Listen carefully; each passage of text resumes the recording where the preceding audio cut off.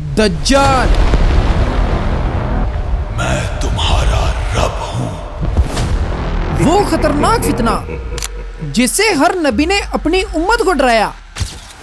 सोचो, एक ऐसा शख्स जिसके पास दुनिया की सबसे बड़ी ताकतें होंगी, वो आसमान को कहेगा बारिश बरसा तो फौरन बारिश बरसने लगेगी। वो जमीन को कहेगा सब्जा उगा तो उसके हुक्म से फौरन फसलें उग जाएंगी। इस दुनिया के तमाम खजाने उसके हाथों में होंगे। यहाँ तक कि वो किसी इंसान को कत्ल करेगा तो दोबारा सबके सामने उसको जिंदा भी कर देगा। वो लोगों से कहेगा, मैं तुम्हारा रब हूँ। जब लोग इनकार करेंगे, नहीं, तू हमारा रब नहीं। अगर तू हमारा रब है, तू हमारे मरे हुए माँ बाप को जिंदा कर। तो वो मरे हुए माँ बाप को जिंदा भी कर देगा और माँ बाप कहेंगे, बेटा, इसकी बात मान लो, यही हमारा रब है। लेकिन ये असल माँ बाप नहीं होंगे, बल्कि ये शैतान होगा जो उनके माँ बाप की शक्ल इख्तियार करेगा। इस दुनिया की चमक दमक में डूबा इंसान उसके फरेब में आ जाएगा। अब दज्जाल के आने के बाद क्या होगा ये तो तकरीबन हम सभी जानते हैं, लेकिन आखिर दज्जाल है कहाँ पर?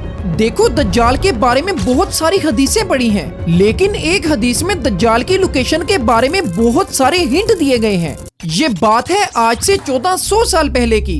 एक दिन मदीने में रसूलुल्लाह सल्लल्लाहु अलैहि वसल्लम के पास एक ईसाई आया और उसने सबसे पहले इस्लाम कबूल करके अपना वाकया सुनाया। या रसूलुल्लाह, हम समुंदर के सफर में जा रहे थे और मेरे साथ मेरे कबीले के कुछ साथी भी थे। हम अभी रास्ते में ही थे कि अचानक समुंदर का मौसम बदल गया, जिसकी वजह से हमारी कश्ती अपने रास्ते से भटक गई। तकरीबन 40 दिन इधर उधर भटकने के बाद समुंदर ने आखिरकार हमारी कश्ती को एक जजीरे पर लाकर खड़ा कर दिया। हम बड़ी कश्ती को छोड़कर छोटी कश्ती पकड़कर जजीरे तक पहुँचे। वो जजीरा सुनसान था, खामोश था, लेकिन वहाँ की खामोशी खतरनाक लग रही थी। और इतने में वहाँ हमारी मुलाकात एक अजीब मखलूक से हुई। उसके पूरे जिस्म पर इतने बाल थे कि ना उसका सर पहचान में आता था और ना पाँव। हम डर गए। हमने पूछा, तू कौन है? उसने कहा, मैं जस्सासा हूँ। हमने उससे कहा, तू कौन सी मखलूक है? उसने कहा, मुझे छोड़ो। वो वहाँ मंदिर में एक शख्स तुम्हारा बेसब्री से इंतजार कर रहा है। हम उसकी बात से और डर गए। हम उस मंदिर में दाखिल हुए और वहाँ जो हमने देखा वो नाकाबिले यकीन था। एक बहुत बड़ा आदमी जिसके हाथ गर्दन में और पाँव जंजीरों में जकड़े हुए थे। उसकी आंखें सुर्ख थी और चेहरा खौफनाक था। हमने कांपते हुए पूछा, तुम कौन हो?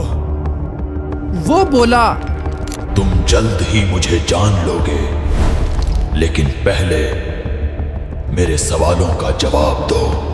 उसने हमसे 3 सवाल पूछे कि सबसे पहले मुझे बेसान के दरख्तों के बारे में बताओ, क्या उसमें कोई फ्रूट फल वगैरह है? हमने उससे कहा, हाँ, बहुत फल फ्रूट हैं। उसने कहा, बहुत जल्द वहाँ कुछ भी नहीं होगा। फिर उसने पूछा, मुझे लीक ऑफ द विरिया के बारे में बताओ, क्या उसमें पानी है या नहीं? हमने कहा, बहुत पानी है। उसने कहा, बहुत जल्द ये भी खुश्क हो जाएगा। और फिर उसने कहा, मुझे इस आखिरी पैगंबर के बारे में बताओ, क्या वो आ गए हैं? हाँ, वो मक्का से निकलकर मदीना में आबाद हो चुके हैं। उसने कहा, क्या वाकई वो यसरब मदीना आ चुका है? उसने कहा, अब तुम्हें मैं बताता हूँ कि मैं कौन हूँ। मैं दज्जाल हूँ। बहुत जल्द मैं अपनी कैद से आजाद हो जाऊंगा। और फिर उसने कहा, मैं 40 दिन में पूरी दुनिया घूम जाऊंगा सिवाय मक्का और यसरब यानी मदीना के, क्योंकि वहाँ पर फरिश्ते पहरा दे रहे हैं। ये सुनकर रसूलुल्लाह सल्लल्लाहु अलैहि वसल्लम ने तमाम सहाबा को मुखातिब करके इरशाद फरमाया, ऐ लोगो, ये है यसरब मदीना।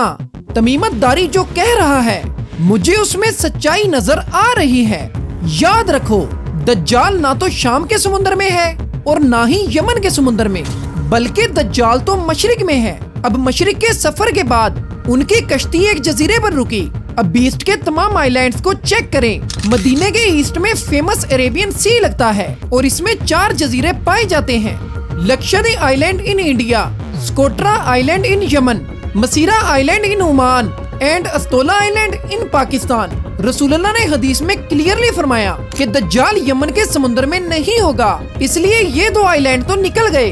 अब रसूल अल्लाह ने मदीना में जो मशरफ की तरफ इशारा किया था, अगर उससे हम एक सीधी लाइन खींचे तो बिल्कुल पाकिस्तान के अस्तोला आइलैंड के ऊपर से गुजरती है। और जब जसासे ने उन्हें एक मंदिर की तरफ भेजा था तो इस जजीरे पर कोई मंदिर तो होना चाहिए। इंडिया के लक्षद्वीप आइलैंड में तो ऐसा कुछ नहीं, मगर पाकिस्तान के अस्तोला आइलैंड पर एक मंदिर है। लेकिन ये तो 1400 साल पुरानी बात है, मंदिर तो अभी 100-200 साल पहले बना। नहीं, 2000 साल पुराना मंदिर, और मंदिर भी काली माता का, जो हिंदुओं की सबसे खतरनाक और खौफनाक गोटेस्ट है, जो दिखने में तो बहुत ज्यादा खौफनाक है, जिसके जिस्म पर भी बहुत ज्यादा बाल थे। कुछ याद आया? जस्सासा, उन सहाबियों ने जिस अजीब सी मखलूक की बात की थी, वो बिल्कुल हिंदुओं के इन भगवान से मिलता जुलता है। लेकिन अगर आप आज अस्तोला आइलैंड पर जाएं, तो आपको दज्जाल नहीं मिलेगा। वो आजाद हुआ या नहीं ये तो अल्लाह ही जानता है, लेकिन एक दिन फितना दज्जाल आएगा। उस जैसा फितना ना कभी पहले आया है और ना ही उसके बाद आएगा। इसलिए नबी अलैहिस्सलाम ने फरमाया, हर नमाज में तुम ये दुआ जरूर पढ़ा करो,